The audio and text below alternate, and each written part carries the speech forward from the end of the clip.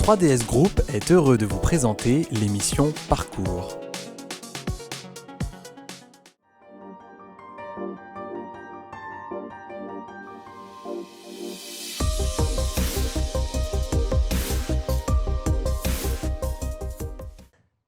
Bonjour Sylvain Métivier, je suis ravie que tu sois avec nous aujourd'hui dans Parcours sur A-News Workwell, l'émission où l'on prend le temps de découvrir non seulement une carrière, mais aussi la personne qui se cache derrière le titre. Alors avant de parler de ton rôle actuel en tant que responsable des services généraux aux Galeries Lafayette, je vais m'intéresser à ton début, à tes débuts, à ton enfance. Quel genre d'enfant étais-tu ? Alors, on va dire que j'étais un enfant plutôt plus créatif que studieux.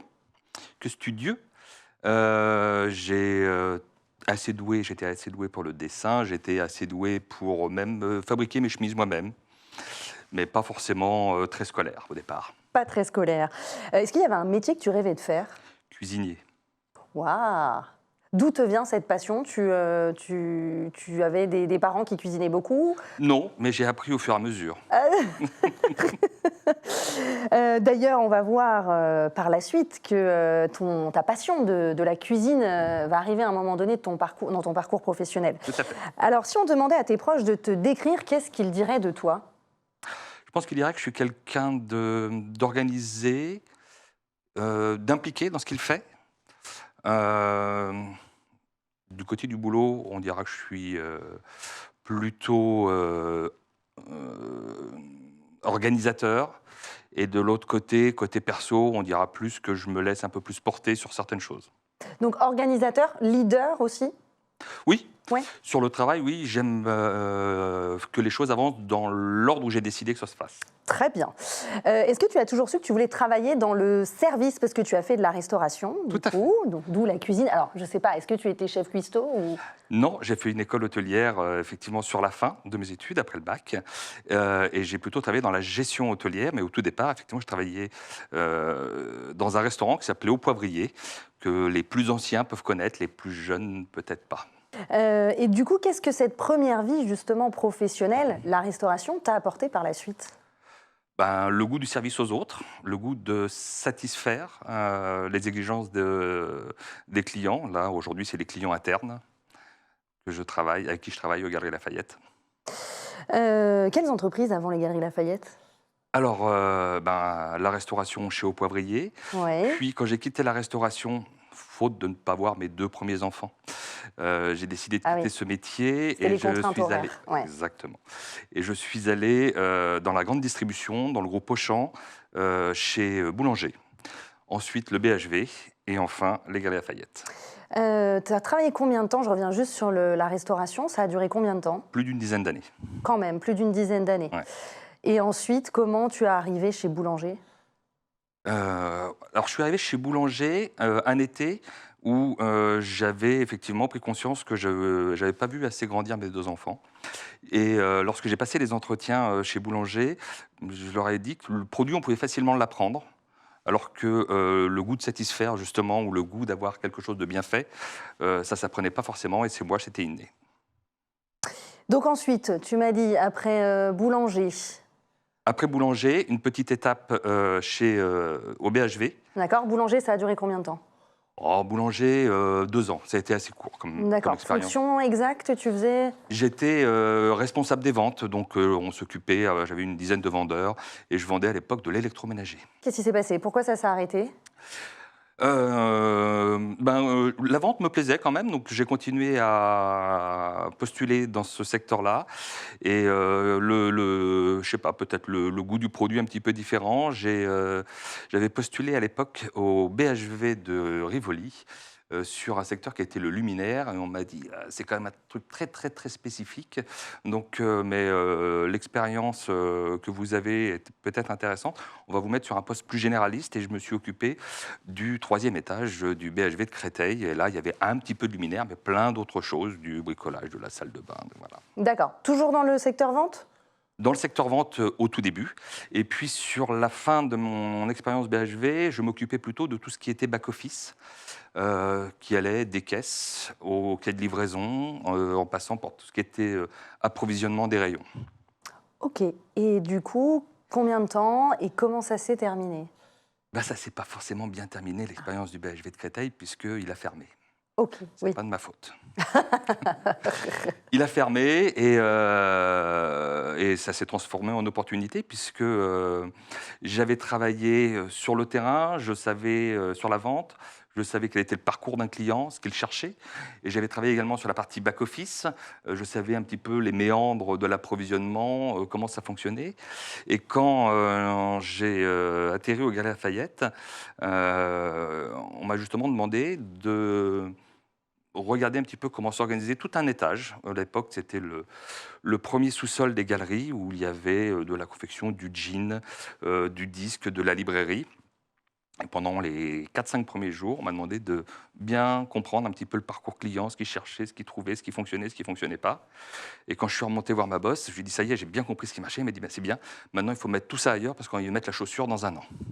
D'accord. Et donc j'ai travaillé sur le réaménagement du magasin d'Haussmann pendant de nombreuses années. D'accord, très bien. Alors j'aimerais maintenant qu'on plonge justement dans ton quotidien actuel en tant que responsable des services généraux. Aujourd'hui, on l'a dit, tu es responsable des services généraux aux Galeries Lafayette.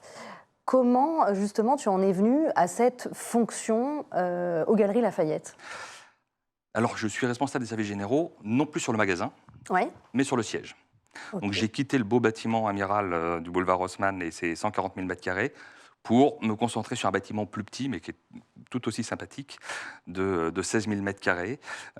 Et c'est aussi l'expérience de gérer des services, d'avoir une vision globale du fonctionnement qui m'a amené là. C'est assez D'accord. récent, puisque j'ai commencé à travailler dans cette fonction-là fin 2018. Ah oui, c'est récent, effectivement. Ouais. Avec comme message à l'époque de ma DRH de me dire, bon, voilà, on t'embauche. Dans 2 ans, c'est le déménagement du siège, puisqu'on devait déménager.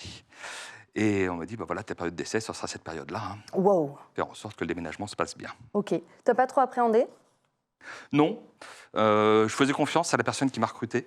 Donc naturellement, je la connaissais et ça a matché tout de suite. Si tu devais justement expliquer ton métier à un enfant de 10 ans, tu lui dirais quoi? J'essaye de rendre la vie des salariés des Galeries Lafayette plus agréable au quotidien. C'est quand même un métier qui est sympa. C'est prendre les soucis à leur place et C'est vrai. leur laisser le bon côté à eux. En même temps, c'est vrai que c'est ça. Beaucoup de stress. C'est différent selon les périodes. Là, aujourd'hui, j'ai un petit projet d'intégrer une nouvelle enseigne du groupe dans le bâtiment. On ouvre dans 10 jours quelques centaines de mètres carrés à Louis Pion, Royal Quartz. Donc là, oui, il y a une petite période de stress, il faut que ce soit prêt. Alors, on va parler justement de l'actualité des Galeries Lafayette. Il y a une actualité qui est sympa. Il y en a 2 autres un peu moins. On va tout de suite en parler justement puisque les Galeries Lafayette, elles vivent un peu une période mouvementée. Il y a eu la fermeture des 2 magasins à Marseille et puis l'arrivée des premières boutiques Shine, on connaît la fast fashion, au monde parce qu'il n'y a pas encore de boutique physique de Shine actuellement. Elles s'installent ces boutiques dans votre magasin à Paris et dans 5 autres en province. Ça suscite la colère chez certains, bien évidemment. Et puis, la dernière nouvelle qui est quand même assez positive, c'est l'ouverture en Inde, à Mumbai plus précisément, des Galeries Lafayette qui est prévue pour début novembre 2025. Donc l'actualité du groupe est riche. On va revenir juste déjà sur la fermeture de Marseille. Est-ce que ce genre de fermeture, ça pousse aussi les services généraux à repenser la façon de gérer les implantations et les usages des bâtiments qui restent ? Alors, la fermeture de Marseille, elle arrive dans un contexte où effectivement, l'ambition des Galeries Lafayette est plutôt de se développer à l'international. Et donc, les magasins qui ne sont plus ou pas assez rentables, effectivement, aujourd'hui, on est capable de les fermer. Après, en termes de services généraux et d'environnement de travail, oui, bien évidemment, on est impacté. On doit gérer même à distance les reprises des flottes automobiles, les cartes affaires, toutes ces choses-là. Ou même, j'ai été contacté par certains qui voulaient exercer leur droit de retrait sur le magasin de Marseille, puisque ça a été le débordement lorsque les portes ont ouvertes avec 80% de remise pour liquider le stock. Et donc voilà, il a fallu effectivement gérer un petit peu toutes ces choses-là à distance. Concernant Shine, il y a certains qui craignent effectivement que cela puisse ternir l'image premium et responsable des Galeries Lafayette. Malheureusement, je suis tout à fait d'accord. Alors, c'est là où il faut bien différencier deux choses. Le groupe Galeries Lafayette est contre et opposé à l'arrivée de Shine. C'est un de nos franchisés qui souhaite effectivement implanter Shine dans 6 de ses magasins en franchise, mais le groupe a dénoncé cette volonté et tout est en cours pour s'y opposer, notamment pour eux le non-respect du contrat de franchise qu'on a signé avec eux. Ils doivent garder une image premium des Galeries Lafayette. Donc aujourd'hui, l'amalgame nous dessert, c'est certain.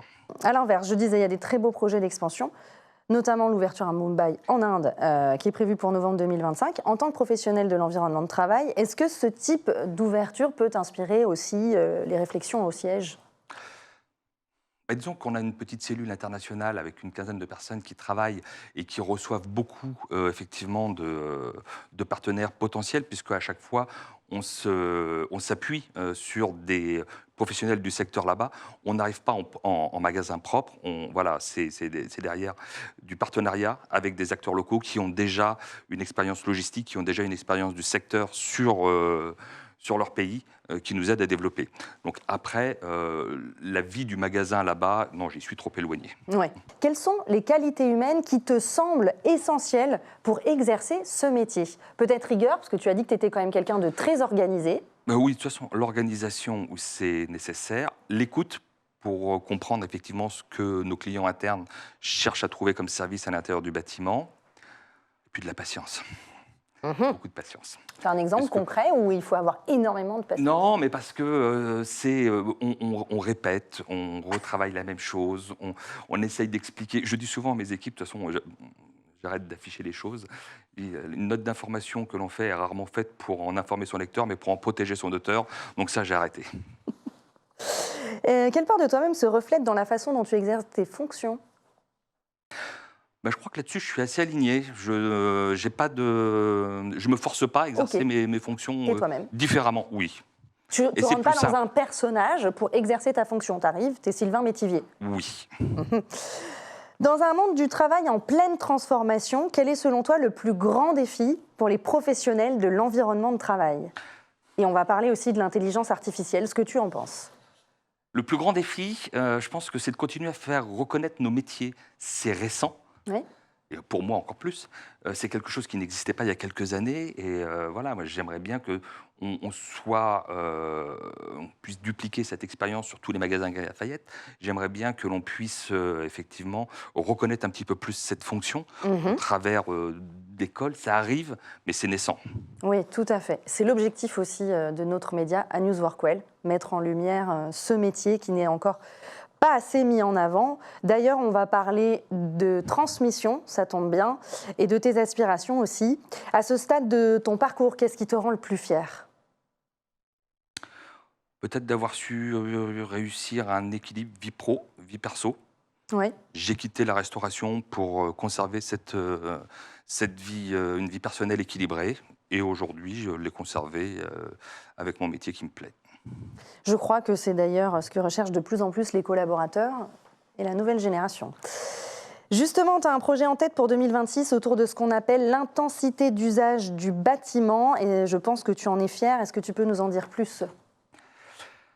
Alors sur l'intensité d'usage du bâtiment, on arrive à certaines limites d'un côté parce que, comme je le disais tout à l'heure, on rentre encore une enseigne du groupe à l'intérieur du siège. J'avais déjà rentré une cellule La Redoute parce que ils avaient du mal à recruter sur certains secteurs d'activité sur le bassin du côté de Roubaix.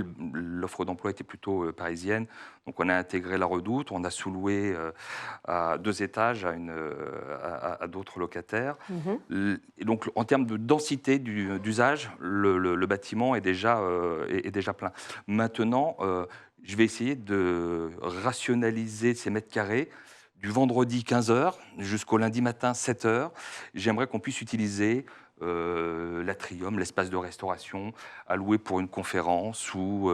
D'accord. Voilà. Destiné à qui ? Des personnes qui pourraient avoir besoin de faire une petite conférence. Ça peut être une société, enfin essentiellement des sociétés, je ne l'aurais pas des privés. sociétés, oui, ok. Voilà. D'accord. Donc, quand tu faire une disais expo. restauration, je me demandais si ça allait être ouvert justement à la ville, au quartier. Non, non, l'idée n'est pas d'en faire un établissement ouvert au public, hein. Ouais. Je resterai effectivement dans le code de... Alors, même si on a un bâtiment qui est en ERP, l'idée n'est pas de l'ouvrir à tout le monde, mais effectivement, une conférence, une expo, quelque chose comme ça. Très bonne idée. Et ça serait mis en place du coup en 2026, c'est ça? Je vais travailler, peut-être faire des statuts particuliers. Ça va être mon projet de 2026. Alors, est-ce que ce sera mis en place dès 2026? J'aimerais bien. Mais en tout cas, c'est ce sur quoi je vais travailler l'année prochaine. Quel conseil est-ce que tu donnerais à quelqu'un justement qui débute dans ton métier, qui ne sait pas trop ce que c'est, ou à celui par exemple à qui tu étais à tes tout débuts? Qu'est-ce que tu lui dirais?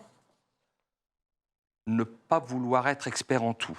On ne peut pas maîtriser tous les sujets quand on va de la restauration à la flotte auto, en passant par les baux commerciaux, la maintenance du bâtiment, la sûreté, la sécurité. Donc, il y a un moment donné, il faut réagir en tant que chef d'orchestre et effectivement agencer tout ça à son rythme. Si tu avais une baguette magique, quel changement tu voudrais voir dans les organisations de demain? Faire venir les gens au travail le vendredi. Non. Plus sérieusement, réussir à concilier le fait de donner toujours plus de services chaque année avec un budget toujours plus restreint l'année suivante. C'est certain, pas facile. Qu'est-ce que tu aimerais transmettre à la nouvelle vague des directeurs environnement de travail qui arrivent? Ça peut être la jeune génération, ça peut être les personnes qui se reconvertissent. C'est un petit peu ce que je disais tout à l'heure, leur faire connaître le panel de tout ce qu'offre ce métier. Il y a quand même plein de choses dedans. On peut, avec l'équipe qu'on se compose, hein, se focaliser peut-être sur une ou deux choses qui nous plaît plus. Si on a une appétence pour la sûreté, la sécurité, se mettre un petit peu plus dessus. Si on a une appétence pour l'accueil ou la flotte auto, je pense qu'on peut trouver dans chacun de ces secteurs quelque chose où on peut beaucoup s'amuser. Ouais, c'est un métier effectivement qui est assez Très diversifié. varié, oui. On va devoir se quitter, mais on termine comme toujours dans Parcours avec quelques questions signatures que tu n'as pas eues normalement. Moi, je ne te les ai pas envoyées, mais si tu as triché et que tu es allé voir les autres émissions, Triche pas. ce sont des questions qui sont un peu plus personnelles, un peu plus décalées, mais plus légères. Ce sont les questions signatures. Le plat, toi qui adores la cuisine, le plat qui te rappelle ton enfance. Le plat qui me rappelle mon enfance, j'ai été longtemps en Normandie et c'est plutôt la solmeunière. La solmeunière, ta chanson préférée? Ouf, alors j'ai des goûts assez éclectiques. On va dire que, en ce moment, j'écoute Goran Bregovic et le No Smoking Orchestra. Ok. Je vous laisse découvrir. Oui, je découvrirai ça avec plaisir. C'est dommage, on ne peut pas la diffuser, mais ça aurait été sympa. Le fait d'actualité qui t'a le plus marqué? Shine. En ce moment, oui, Shine d'un côté, ou l'actualité économique avec les gouvernements qui bougent. Ton juron, ton gros mot, ton blasphème favori? Je crois que oui, je jure assez facilement au bureau. Et c'est voilà. Et quand j'ai un mail qui me... Quel con, tout simplement, mais ça m'arrive assez souvent. Quel con. Tout simplement, mais c'est spontané. Tu le dis souvent, ok. Enfin non, j'espère que tu le dis pas souvent, ça voudrait dire que tu as beaucoup de mails embêtants. Oui, j'en ai quand même quelques-uns. J'ai des pépites. La Ouais, patience surtout. Si tu devais vivre une autre vie, ça serait de quelle personnalité? Je crois que je retournerai peut-être sur la restauration, puisque c'était une belle première expérience que je ne regrette pas. Je continue de temps en temps à mettre la main à la pâte pour aider un ami qui tient un resto, et donc continuer à vivre un petit peu là-dedans. D'accord. C'est juste ma vie de famille qui m'a fait dévier de ma trajectoire initiale. Ok, mais alors du coup, ça serait en tant que Sylvain Métivier. Oui, ou en tant que oui. Est-ce que grand tu as, cuisinier. ouais, est-ce que justement, tu as Après, moi, j'ai fait l'Institut Vatel, on pourrait dire Vatel, tout simplement, quoi. le métier que tu n'aurais pas aimé faire du tout? Un métier que j'aurais pas aimé faire, quelque chose où je m'amuserais pas, que de la compta. Ok. Le film dans lequel tu aurais aimé jouer? Un film, un film des frères Cohen, The Big Lebowski. Ok. Si Dieu existe, qu'est-ce que tu aimerais après ta mort l'entendre te dire? Alors, ça m'a fait penser à autre chose. J'ai déjà demandé à ce qu'on mette un certain vin à ma table le jour où je partirai. Ok, Et ça s'appelle Le temps est venu, de Sylvain Augier. d'accord. Merci beaucoup Sylvain Métivier, merci pour ce partage très inspirant. Merci Claire. Merci à tous, à très bientôt. 3DS Group a été heureux de vous présenter l'émission Parcours.